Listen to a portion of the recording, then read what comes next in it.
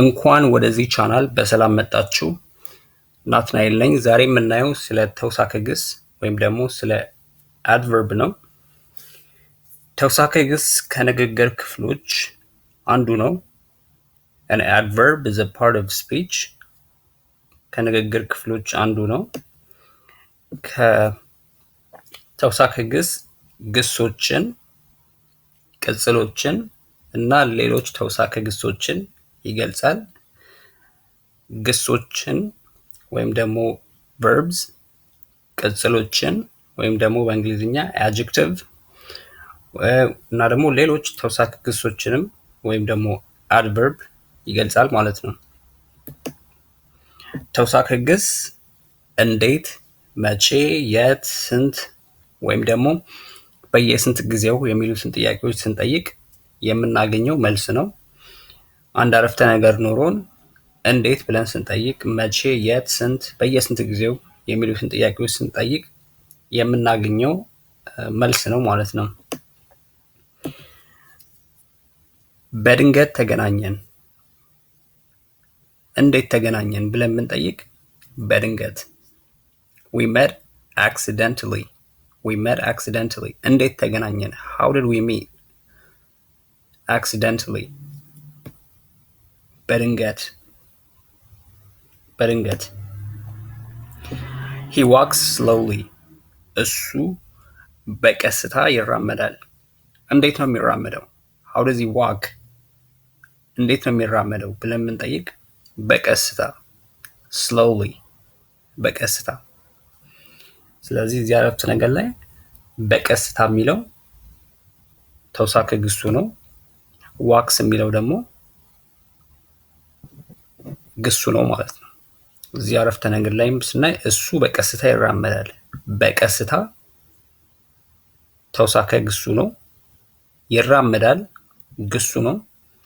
እሱ የሚለው ደግሞ ሳብጀክቱ ወይም ደግሞ ባለቤቱ ነው ማለት ነው። እሱ በቀስታ ይራመዳል። They go to school every day. እነሱ ትምህርት ቤት ሁል ቀን ይሄዳሉ። እነሱ ሁል ቀን ትምህርት ቤት ይሄዳሉ። መቼ ነው ትምህርት ቤት የሚሄዱት? ሁል ቀን every day። ስለዚህ መቼ የሚለውን ቃል ስንጠይቅ every day የሚለውን እናገኛለን ማለት ነው። ሁል ቀን ወይም ደግሞ በየስንት ጊዜው ነው የሚሄዱት ብለን ብንጠይቅ የምናገኘው every day ነው። በየቀኑ ነው የሚሄዱት። It is a very big house. በጣም ትልቅ ቤት ነው። ትልቅ የሚለው ምን አይነት ቤት ነው ብለን ብንጠይቅ በጣም ትልቅ። ስለዚህ በጣም የሚለው ተውሳከ ግሱ ነው። ትልቅ የሚለው ደግሞ ቅጽሉ ወይም ደግሞ በእንግሊዝኛ adjective የምንለው ማለት ነው። house የሚለው ደግሞ ስም ነው ማለት ነው። ቅጽሉ ስምን ይገልጻል። ተውሳከ ግሱ ደግሞ ቅጽሉን ይገልጻል ማለት ነው። እዚህ ጋር እንደምታዩት it is a very big house. ምን አይነት ቤት ነው? ትልቅ ቤት፣ በጣም ትልቅ ቤት። ስለዚህ በጣም የሚለው ተውሳከ ግሱ ነው። ትልቅ ደግሞ ቅጽሉ ነው ወይም ደግሞ adjective ነው። house የሚለው ደግሞ ስም ነው ወይም ደግሞ noun ነው።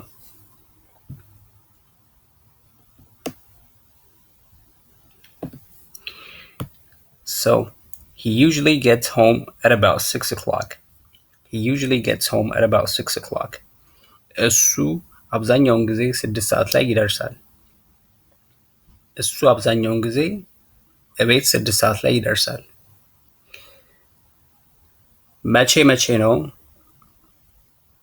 ወይም ደግሞ በየስንት ጊዜው ነው 6 ሰዓት ቤት የሚደርሰው ብለን ብንጠይቅ አብዛኛውን ጊዜ።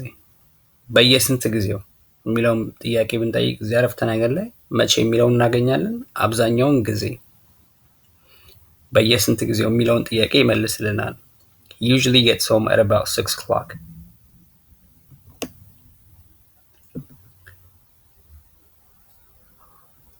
We're gonna go there tomorrow. እኛ ነገ እዛ እንሄዳለን። እኛ ነገ እዛ እንሄዳለን። መቼ ነው የምንሄደው ብለን ብንጠይቅ ነገ የሚለውን መልስ እናገኛለን ማለት ነው። When are we gonna go there ብለን ብንጠይቅ ነገ የሚለውን መልስ እናገኛለን ማለት ነው። ስለዚህ ነገ ተውሳከ ግሱ ነው። tomorrow የሚለው ደግሞ ወይም ደግሞ tomorrow በእንግሊዝኛው ነው ማለት ነው። So we're gonna go there tomorrow. እኛ ነገ እዛ እንሄዳለን። መቼ ነው የምንሄደው? ነገ tomorrow.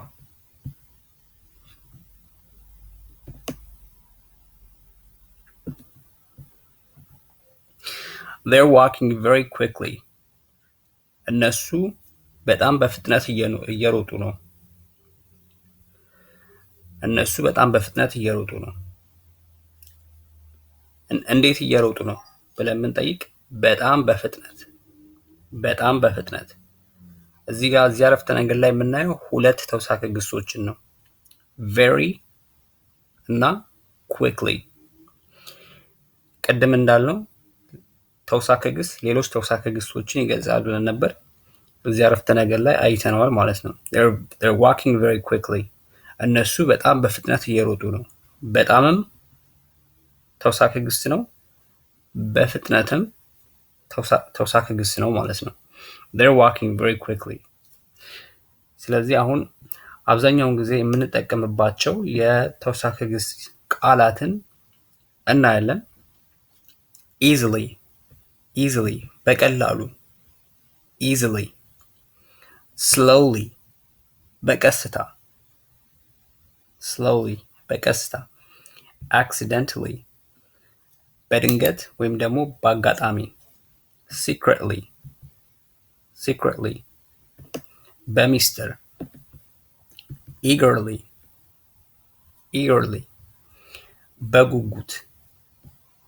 በጉጉት carefully በጥንቃቄ closely በቅርበት quickly በፍጥነት almost ገደማ extremely በጣም entirely ሙሉ በሙሉ very በጣም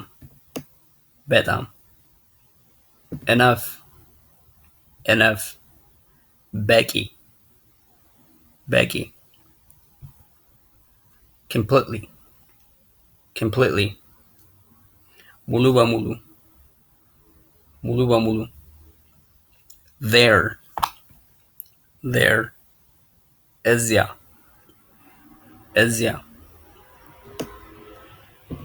here እዚህ above ከላይ abroad ውጭ ሀገር behind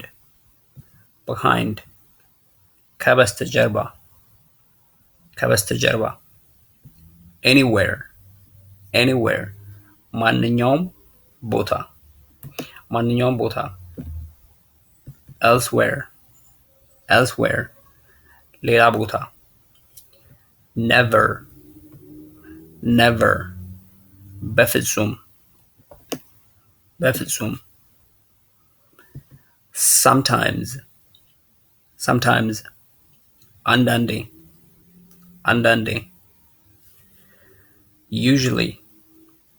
usually አብዛኛውን ጊዜ always always ሁል ጊዜ last year ያለፈው ዓመት yesterday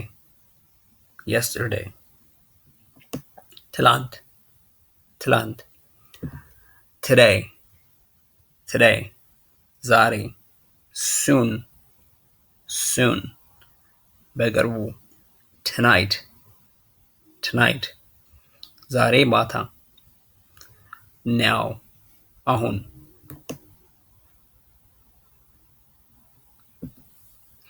ስለዚህ ዛሬ ያየነውን ለማየት ያክል ተውሳከ ግሶች የሚገልጹት ግሶችን፣ ቅጽሎችን እና ሌሎች ተውሳከ ግሶችን ነው። ተውሳከ ግስ እንዴት፣ መቼ፣ የት፣ ስንት ወይም ደግሞ በየስንት ጊዜው የሚሉትን ጥያቄዎች ስንጠይቅ የምናገኘው ነው ማለት ነው።